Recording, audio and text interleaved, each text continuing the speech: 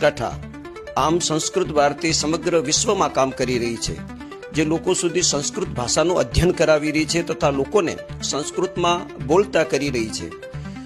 સંસ્કૃત ભારતી બનાસકાંઠા દ્વારા અમારા અહીંના સ્થાનિક કાર્યકર્તાઓના માધ્યમથી, જેમાં ડીસા કોલેજના પ્રોફેસર શ્રી ભાનુભાઈ પટેલ સાહેબ, નિકેશભાઈ રાવલ, હેતલબેન ત્રિવેદી, પિંકેશભાઈ સોની, વિરલભાઈ વગેરે સહિત તમામ કાર્યકર્તાઓ છેલ્લા 10 દિવસથી ડીસા નગરના આંગણામાં આ આયોજન નિમિત્તે પરિશ્રમ કરી રહ્યા છે, જેનું આયોજન રવિવારના દિવસે થવા જઈ રહ્યું છે। ડીસા નગરની જનતાને મારે એટલું જ જણાવવું છે કે આપ સર્વે સરદાર બાગમાં અવશ્ય રવિવારના રોજ આ કથાનું શ્રવણ કરવા માટે પધારશો। આપ આપના બાળકો સહિત, આપના પરિવારજન સહિત, સમાજ સહિત વધારો તેવી સંસ્કૃત ભારતી તરફથી આપને વિનંતી તથા હાર્દિક નિમંત્રણ છે। જય તુ સંસ્કૃતમ, જય તુ ભારતમ। નમો નમઃ।